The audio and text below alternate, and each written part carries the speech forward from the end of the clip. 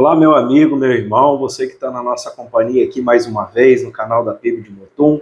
Que alegria ter você conosco, compartilhando sempre um pouco mais, né, sobre a palavra de Deus. Que Deus continue abençoando sua vida. A gente ainda está falando sobre aqueles personagens ao redor da manjedoura, né, aqueles que acompanharam, né, o nascimento de Jesus, que estavam vivos, né, durante a circunstância do nascimento de Jesus. Na semana passada nós fizemos um primeiro estudo sobre o primo, né, de Jesus, João Batista, e nós vamos concluir esse estudo essa semana, né, falando um pouquinho do testemunho do Messias, né, o testemunho que João deu acerca do Messias. Um texto que nós vamos escolher hoje para a nossa meditação inicial está lá em João, no capítulo 1, do verso 6 ao verso 9. O texto diz assim: Houve um homem enviado de Deus, cujo nome era João.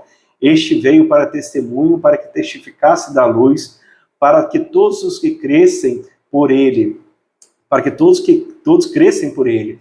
Não era ele a luz, mas para que testificasse da luz. Ali estava a luz verdadeira que ilumina a todo homem que vem ao mundo.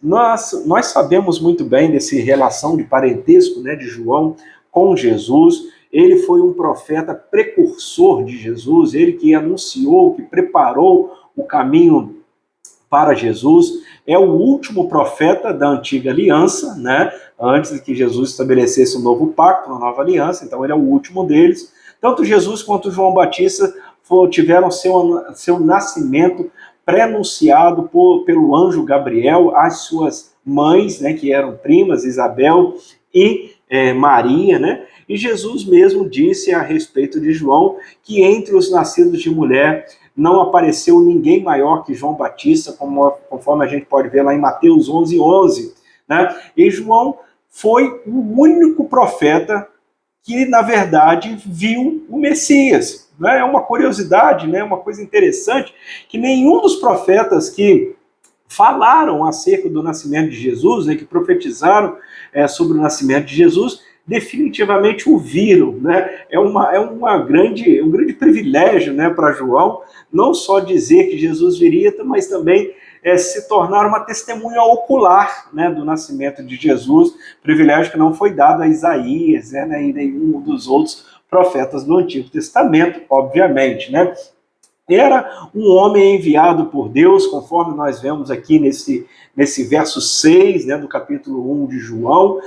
Um detalhe até que eu destaco aqui também para os irmãos: quando nós estamos estudando o Evangelho de João, e nenhuma vez que nós encontramos o nome João, João está se referindo a ele mesmo, sempre está se referindo a João Batista, né?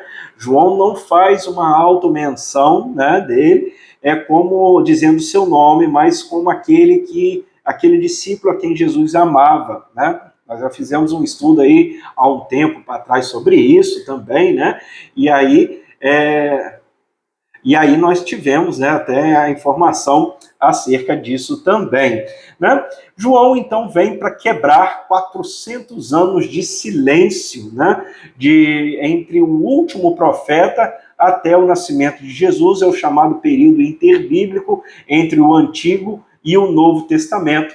E é interessante que ele vem realmente como um homem enviado por Deus para falar das suas grandezas. Nesse texto que nós lemos, nós encontramos 4 vezes sendo repetida a palavra luz.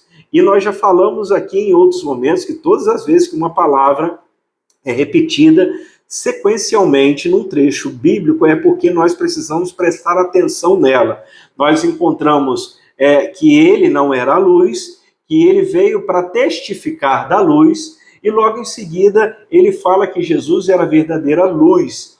O termo luz nas Escrituras sempre vai nos indicar tudo que é bom, tudo que é verdadeiro. Nós temos vários testemunhos sobre o Messias, né? Testemunho aos sacerdotes, testemunho aos levitas que João fez. Se você pegar aí a sua Bíblia em João, no capítulo 1, entre o verso 19 e o verso 28, nós vamos ver ali um grupo, né, de religiosos muito preocupados em saber o que era João, quem era João, qual era o ministério de João. Eles mandam perguntar mesmo a João, na cara dura mesmo, quem que ele era, e ele confessa que não era o Cristo. Eles perguntam a ele se ele era Elias, e aí ele fala definitivamente que não era Elias, mas nós sabemos aqui pelo contexto, até porque Gabriel mesmo anunciou lá em Lucas, no capítulo 1, verso 17, que o espírito e o poder de Elias estariam sobre João, né? E que nós sabemos da profecia, né, de Malaquias, no capítulo 4, verso 5, que o profeta Elias seria reenviado, né? Eu vos enviarei novamente o profeta Elias, né? E ele anunciaria, né? E anunciou o nascimento, né?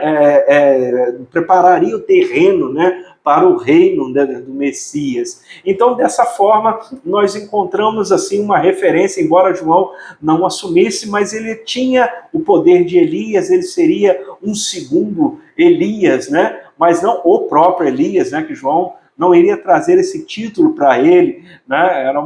Por isso ele faz uma afirmação muito enfática, né? Que tinha o mesmo tipo de ministério, o mesmo tipo de poder, uma personalidade semelhante, a forma como ele andava, se vestia, no local onde ele exercia o seu ministério, né?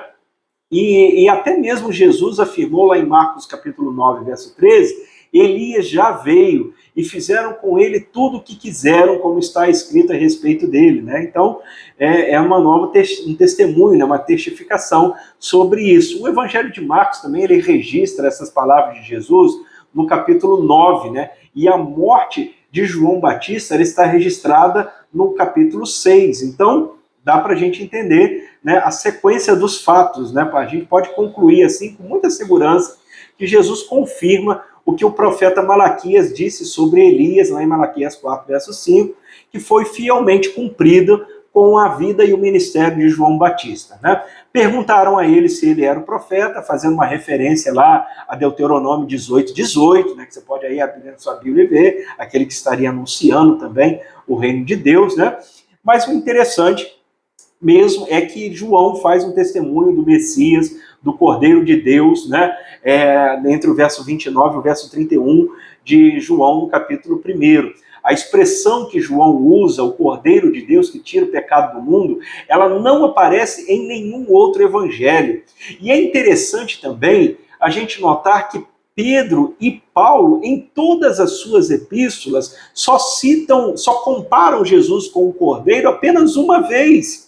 Né? Já em Apocalipse, nós encontramos a figura de Jesus como Cordeiro 32 vezes. Ou seja, nós estamos falando realmente de um autor, né, de João aqui, do João discípulo, né, enfatizando, né, essa questão do Cordeiro de Deus, porque na verdade o sacrifício do Cordeiro de Deus era bastante familiar para os judeus. Por que então João Batista testemunha de Jesus como um Cordeiro de Deus? A resposta é muito simples, é segura. Ele está apontando para a cruz, ele está apontando para o sacrifício, ele está apontando para o ato remidor, né, de Jesus, conforme o próprio João sabia do profeta Isaías, lá no capítulo 53, né, que fala sobre o servo sofredor. O autor da carta aos Hebreus deixa muito claro também para nós, lá em Hebreus, no capítulo 9, verso 22, que sem derramamento de sangue não há remissão de pecados. Então haveria essa necessidade de apontar Jesus como aquele que estaria perdoando definitivamente, né, os nossos pecados. O testemunho que João depois ainda vai dar é o testemunho do batismo, né, de João, através de João, né, Jesus vai ser batizado para cumprir toda a justiça, conforme Mateus fala lá em Mateus 3,15, e também para servir de exemplo às pessoas, né? Interessante que João testemunha de Jesus, destacando a descida do Espírito Santo sobre ele, na ocasião do batismo do Senhor, e esse testemunho tem pelo menos dois objetivos. Um, de confirmar a unção de Jesus, no sentido que até o livro de Atos, né, em Lucas registra lá em Atos, né,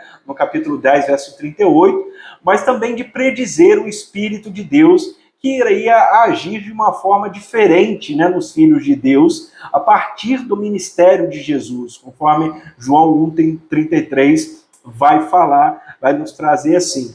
Depois disso, a gente volta a falar sobre João Batista 2 capítulos adiante. Na verdade, ele vai falar lá em João capítulo 3, a partir do verso 22, vai falar sobre João exaltando a Jesus, né? Se colocando a Jesus como o esposo, né? E a igreja consistentemente como a esposa, e ele como amigo do esposo, né? O amigo do esposo, ele não é dono da noiva, né? A noiva não pertence ao amigo do esposo, pertence ao esposo. E aí, só que muitas das pessoas não sabiam o que isso significava e começaram a gerar alguma contenda. E a contenda está lá no verso 25. Se você puder acompanhar a leitura aí na sua Bíblia, João capítulo 3, verso 25, ele fala assim, olha, houve então uma questão entre os discípulos de Jesus e os judeus acerca da purificação. E foram ter com João e disseram-lhe, Rabi, aquele que estava contigo além do Jordão, do qual tu deste testemunho, é ele o batizando, e todos vão ter com ele.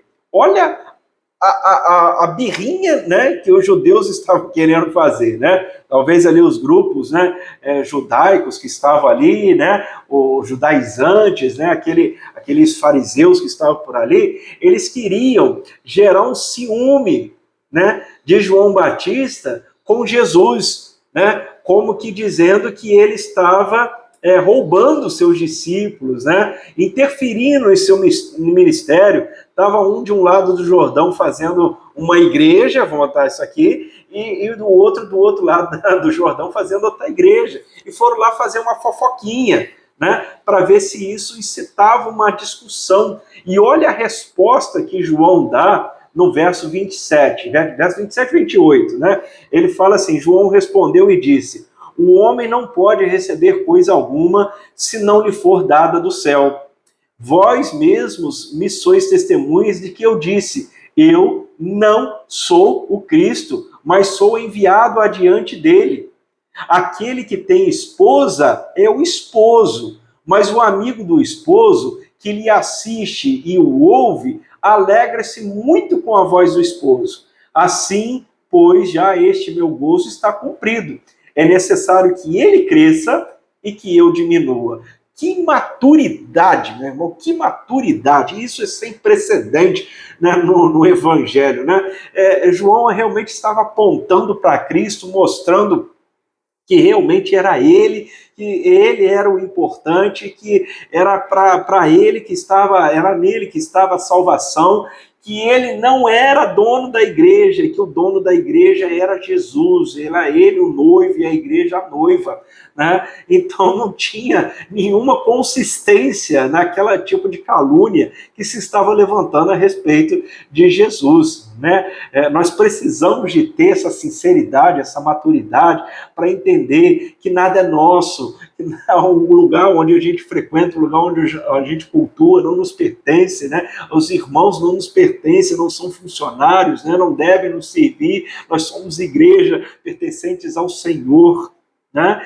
E Jesus reconhece a importância de João Batista como testemunho para o servo de Cristo, né, ser chamado de lâmpada que estava acesa e iluminava, é receber o maior louvor que pode ter da parte do próprio Filho de Deus, né? Que cada um de nós siga o exemplo de João Batista, no sentido de ser as chamas de fogo para ele, né? Levando outros a conhecer o Cordeiro de Deus que tira o pecado do mundo. Que Deus te abençoe.